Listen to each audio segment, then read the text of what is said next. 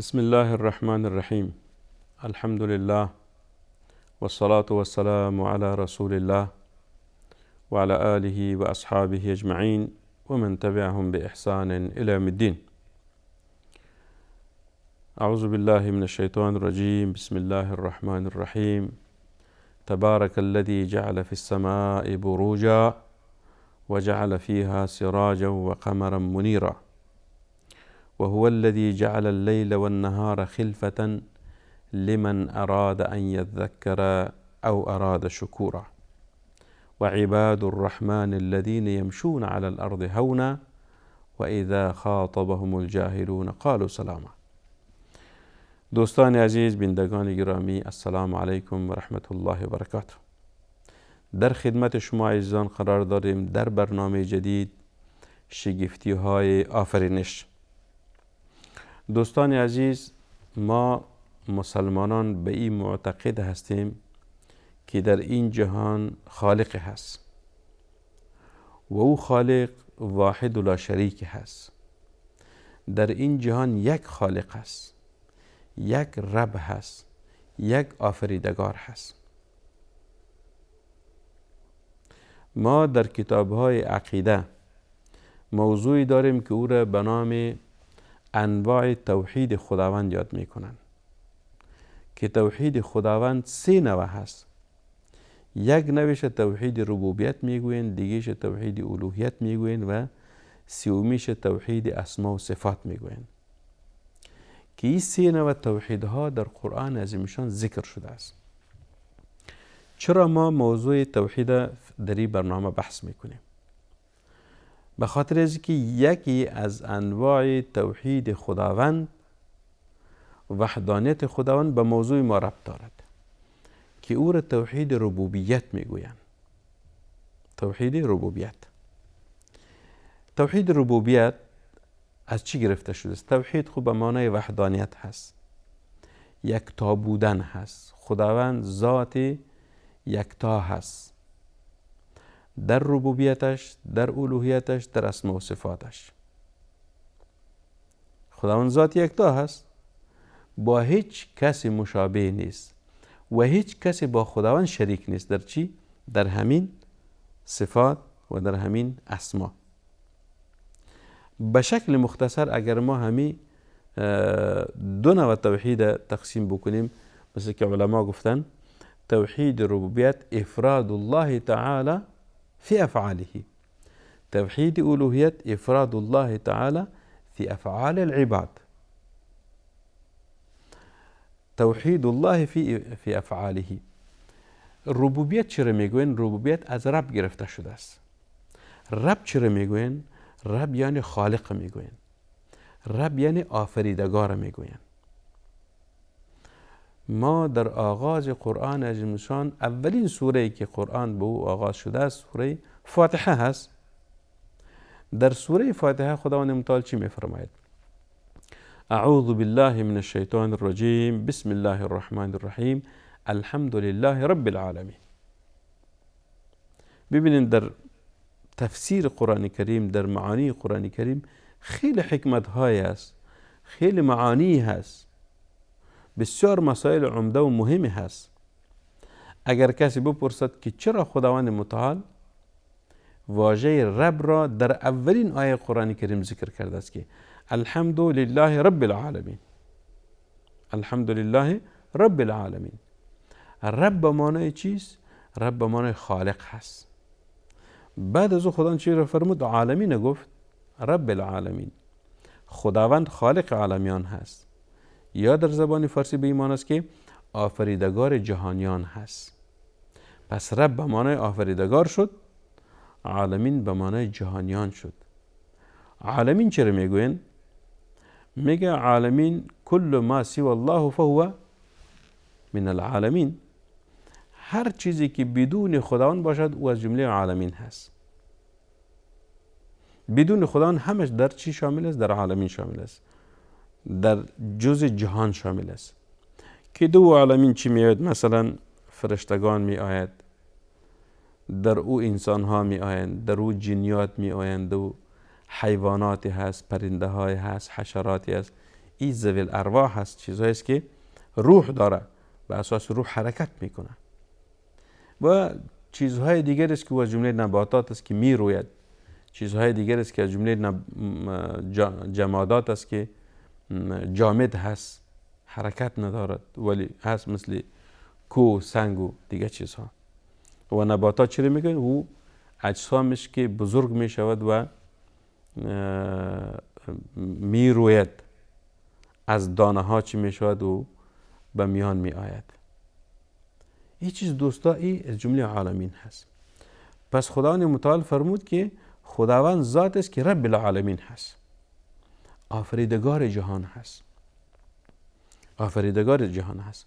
ما خدمت شما عرض کردیم که توحید ربوبیت یعنی افراد الله تعالی فی افعاله، یک تا شمردن خداوند، یک تا دانستن خداوند، یک تا قرار دادن خداوند در چی؟ در افعالش.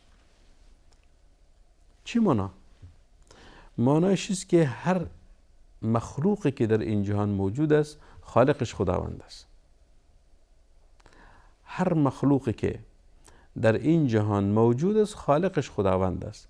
اگر این مخلوق خرد است یا بزرگ است، اگر این مخلوق ما دیده میتونیم یا دیده نمیتونیم، پس خالقش کی شد؟ خداوند متعال شد. پس واژه رب به معنای خالق است، واژه رب به معنای آفریدگار هست. آفریدگار، آفریدگار جهان کیست؟ خداوند است.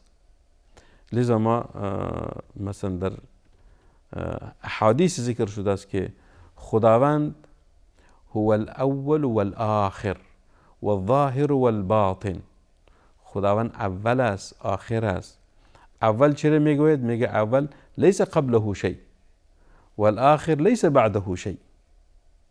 خداوند در این جهان بود، هیچ چیز نبود، هیچ مخلوقی نبود. خداوند اول هست، به این معنی است لیس قبله شیء، هیچ چیزی قبل از خداوند در جهان وجود نداشت. بعد از خداوند متعال مخلوقات خود آفرید، فرشتگان آفرید. بعد از مثل که در آیات ذکر شده است که خداوند متعال الذي خلق السماوات في 6 ایام ثم استوى على العرش. خداوند در 6 روز چی کرد؟ آسمان ها را آفرید. این چی است؟ یعنی آسمان وجود نداشت، زمین وجود نداشت، انسان موجود نبود، جنیات موجود نبود، فرشتگان موجود نبود، ولی خداوند بود. رب العالمین بود در جهان. و خداوند هر مخلوقش را در زمان معین آفریده است، در زمان معین آفریده است. وقتی که انسان موجود نبود، قبل از انسان کی بود؟ فرشتگان بود و عالم جن بود در این جهان زندگی میکردن. فرشتگان و عالم جن. خداوند فرشتگان از نور آفریده است و عالم جن از آتش آفریده است و انسان از خاک آفرید. انسان از چی آفرید؟ از خاک آفرید.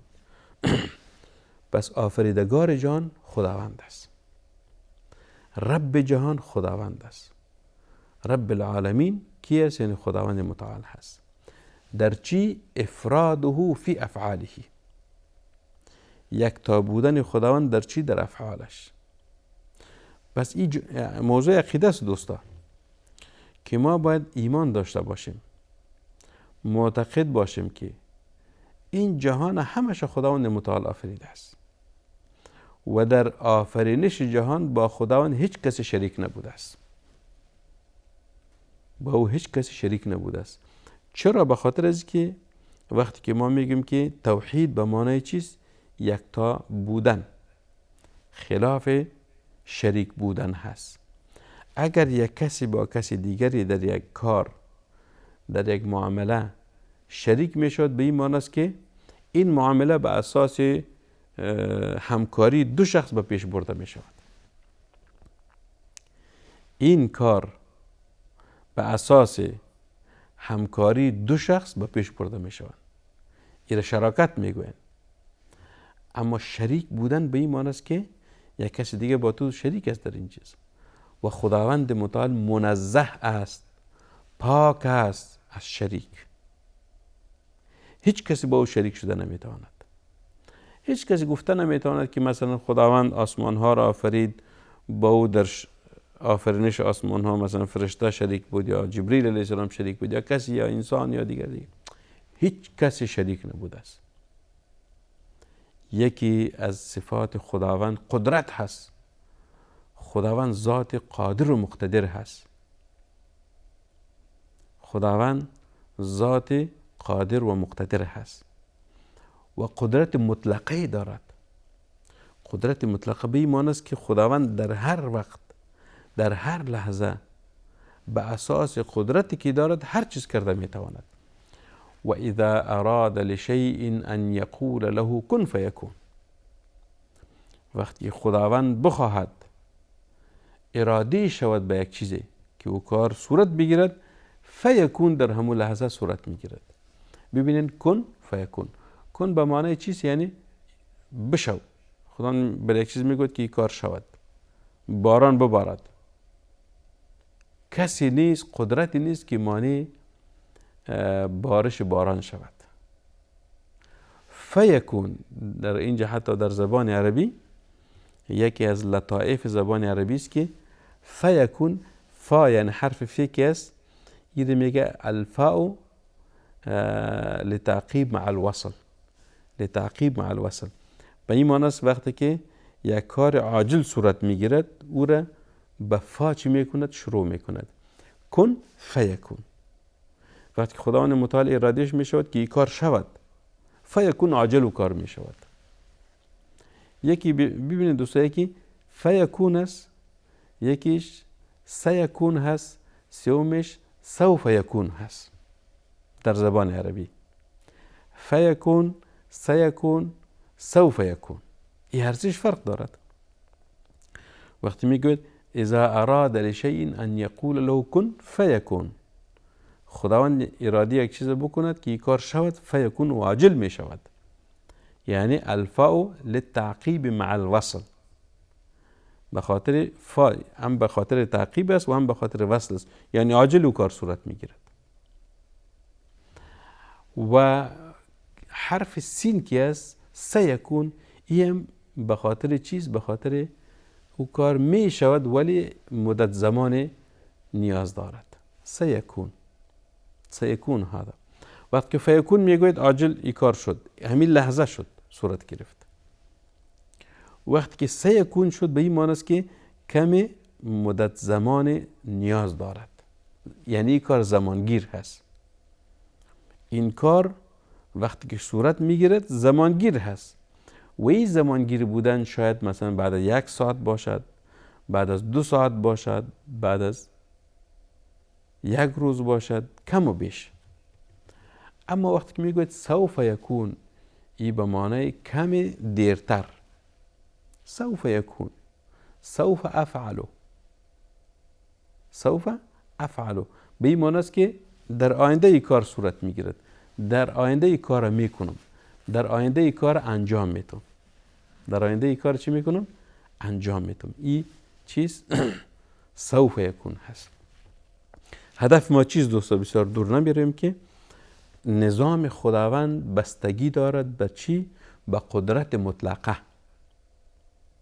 خداوند قدرتش قدرت مطلقه هست که هیچ مانع امر خداوند شده نمیتواند. هیچ چیز مانع امر خداوند شده نمیتواند. مثلا خداوند به خاطر انجام یک کار امر صادر کرد، امر کرد و کار عاجل می شود. خلاف قدرت های بشری هست. در دنیا یک انسان است او را پادشاه میگویند، یا مثلا یک شخصی است او را وزیر میگویند، یا یک شخصی است او را رئیس میگویند، مدیر میگویند، یا مثلا در بخش نظامی یک کسی او را جنرال میگوید یا کسی مارشال میگوید و دیگر نام های هست. رئیس جمهور یا پادشاهی که در دنیا هست شاید یک امر صادر کند، این کار باید صورت بگیرد، امر صادر شد، ولی آیا انجام می شود یا خیر؟ این دو حالت دارد، شاید انجام شود شاید انجام نشود. اگر ما تحت این شخص بزرگ یا رئیس کشور انسانهای مطیع و فرمانبردار بود، امرش به جا می آورند. ولی اگر مطیع نبودن امرش به جا نمی آورند. این در چیست؟ در سیستم بشری هست، در جامعه انسان ها هست. اما چیزی که به خداوند تعلق می گیرد کارش به چی است؟ کن فیکون هست. پس خداوند ذاتش قادر مقتدر هست، ذات قادر مقتدر و صاحب قدرت مطلقه. صاحب قدرت مطلقه در چی؟ در مخلوقاتش. حتی یک نمونهش خدمت شما بگیم به خاطر اینکه موضوع بیشتر توضیح شود. در زمان ابراهیم علیه السلام که یکی از پیامبران اولوالعزم هست، خداوند پیامبران فرستاده است که از جمله پیامبران بعضی اونها پیامبران اولوالعزم هست. اولوالعزم به این معنی است که درجهشون بزرگتر هست نسبت به دیگر پیامبران. یکی از پیامبران اولوالعزم ابراهیم علیه السلام هست. وقتی که ابراهیم علیه السلام قومش را به ایمان دعوت کردند که بیاین ایمان بیارین، به خدا ایمان بیارین، من پیغمبر خدا هستم، به من ایمان بیارین، قومش معارضه کرد. اما داستانش مشهور است که ابراهیم علیه السلام آمد، اما بت‌هایی که قومش پرستش رو میکرد و بت‌ها را همش شکستان. و بعد از او قوم وقتی که فهمید که این کار ابراهیم علیه السلام کرده است، فیصله کردند که باید ابراهیم علیه السلام در آتش انداخته شود.